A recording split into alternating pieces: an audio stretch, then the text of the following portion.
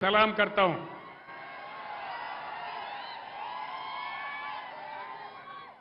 మీ లొల్లి ఎందుకు పనికిమాలే లొల్లి మీరు పిడికెడు మంది లేరు ఉండొచ్చు కదా ఆగండి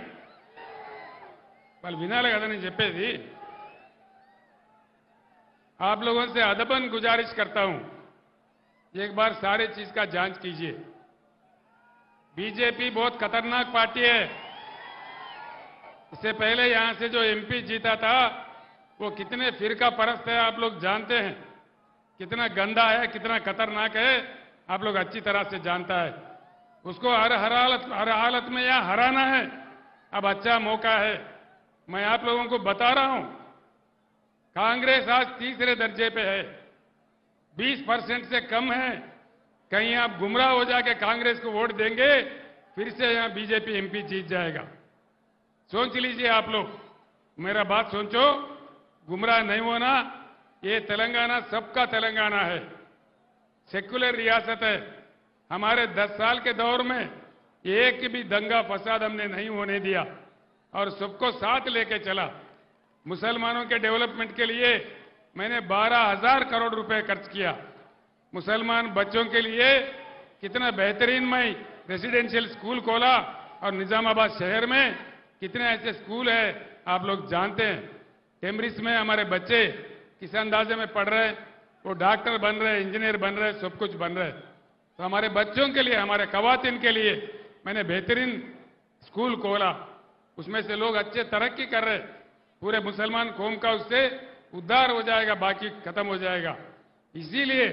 आप लोग गौर कीजिए जानिए सब लोगों से मालूम कीजिए हालात का क्या हालत है देख लीजिए बीआरएस का ताउन कीजिए मैं पहले कहा निजामाबाद शहर में कई बार मैं आया जब जद्दोजहद कर रहा था तेलंगाना के लिए उस टाइम मैं आया था हमेशा मैं कहता था अल्लाह के घर में देर है लेकिन अंधेर नहीं है और अल्लाह का करम हुआ इसीलिए तेलंगाना रियासत हासिल हुआ अच्छा खासा चल रहा था खैर कल परसों के असेंबली इलेक्शन में हम डिफीट हो गए कोई बात नहीं है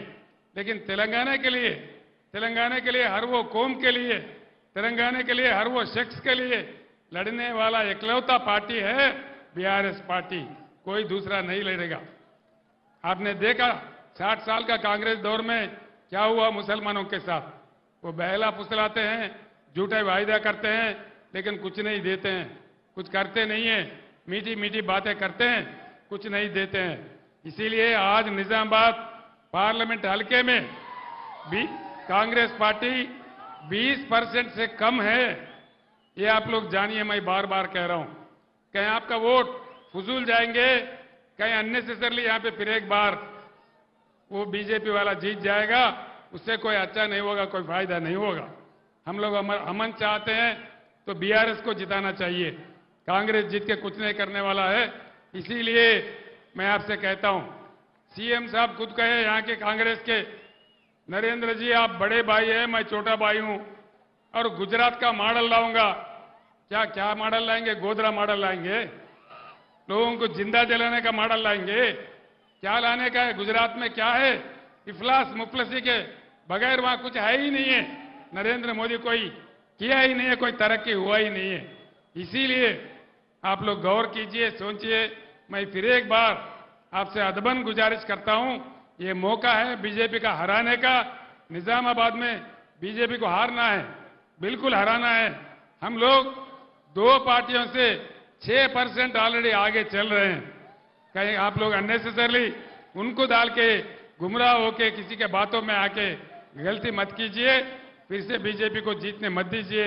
ये मेरा गुजारिश है मैं इतना कहते हुए रुखसत लेता हूं సోదరులారా మీ అందరికి నేను చెప్పేది ఒకటే ముఖ్యంగా యువకులు ఆవేశంలో ఓటు వేయకుండా ఎన్నికల సందర్భంలో కూడా నేను చెప్పినా ప్రజాస్వామ్య పరిణతితో ఆలోచించి విజ్ఞతతో ఆలోచించి ఎవరు గెలిస్తే మంచిది ఈ రాష్ట్ర భవిష్యత్తు ఎవరి చేతుల్లో ఉంటే మంచిది అన్ని విషయాలు మీరు కూలంకషంగా చర్చించి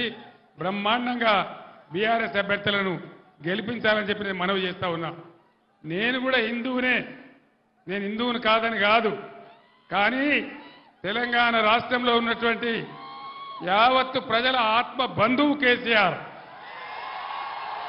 ఏ ఒక్క వర్గానికో కాదు, తెలంగాణలో ఉన్న అందరు ప్రజలు బాగుపడాలి, అన్ని వర్గాలు మంచిగా ఉండాలి, హిందూ ముస్లిం బాయి బాయి ఉండాలి, అందరం కలిసి బతకాలి. దానిలోనే గొప్పతనం ఉంటుంది, దానిలోనే బలం ఉంటుంది. కానీ ప్రజలను విడదీసి చీలదీసి మత విద్వేషాలు రెచ్చగొడితే వచ్చేదేం ఉండదు. మీ ఎంపీ నోరు తెరిస్తే ఎటువంటి మాటలు ఉంటాయో మీకు తెలుసు, ఎంత గందరగోళం ఉంటుందో మీకు తెలుసు. ఇలా నరేంద్ర మోడీని నేను అన్ని విషయాలలో వ్యతిరేకించిన కాబట్టి నా బిడ్డ కవితను కూడా అరెస్ట్ చేసి జైల్లో పెట్టినారు. అయినా నేను భయపడను, కాంప్రమైజ్ గాను. ఎట్టి పరిస్థితులలో పోరాటం చేస్తే తప్ప కేసీఆర్ ఏనాడు కూడా లొంగిపోయలేదు, ఇప్పుడు కూడా లొంగిపోయే ప్రసక్తి లేదు. 600 సరే లొంగిపోయే ప్రసక్తి లేదు. ఇంకో మాట కూడా నేను మనవి చేస్తా ఉన్నా, నరేంద్ర మోడీకి మెజారిటీ వస్తలేదు, తుస్సుమన్నది. 400 पार गिर 100 पार 100 पार हो गया, कोई पार नहीं है, 210 है तो ज्यादा बोल के लोग बोल रहे. అందుకోసం మనం 14 ఎంపీలు గెలుచుకుంటే తెలంగాణ కేంద్ర రాజకీయాలలో కూడా కీలకంగా మారుతుంది. ఈ బీజేపీ గవర్నమెంట్ రాదు, కాంగ్రెస్ గవర్నమెంట్ రాదు, ప్రాంతీయ శక్తులు ఏర్పాటు చేసే గవర్నమెంటే వస్తుంది. అందుకోసం మనది కూడా కీలకమైన పాత్ర అవుతుంది. కాబట్టి దయచేసి ఈ రాష్ట్రంలో బీజేపీ వాళ్ళందరినీ ఓడించింది బీఆర్ఎస్ పార్టీ, కాంగ్రెస్ పార్టీ కాదు. కాంగ్రెస్ బీజేపీ కుమ్మక్కైతాయి, రాత్రికి రాత్రి ఒకటైతాయి, ఆ మోసం కూడా చేస్తారు. కాబట్టి దయచేసి మీ అందరిని నేను కోరేది, రైతులకు ఎట్లయితే ఇలా గవర్నమెంట్ దిగొచ్చి రైతు బంద్ వేస్తున్నదో అదేవిధంగా అన్ని హామీలు అమలు కావాలంటే, కరెంటు చక్కగా రావాలంటే, విద్యార్థులకు న్యాయం జరగాలంటే, కృష్ణా గోదావరి నదుల నీళ్లు మనకే దక్కాలంటే బీఆర్ఎస్ అయితేనే పేగులు దిగేదాకా కొట్లాడుతుంది. కాబట్టి దయచేసి ఏమరపాటున ఉండకుండా బీఆర్ఎస్ అభ్యర్థి బాజిరెడ్డి గోవర్ధన్ గారిని గెలిపించాలని నేను మీ అందరినీ కోరుతూ నేను సెలవు తీసుకుంటా ఉన్నా. జై తెలంగాణ. కారు గుర్తుకే జై తెలంగాణ.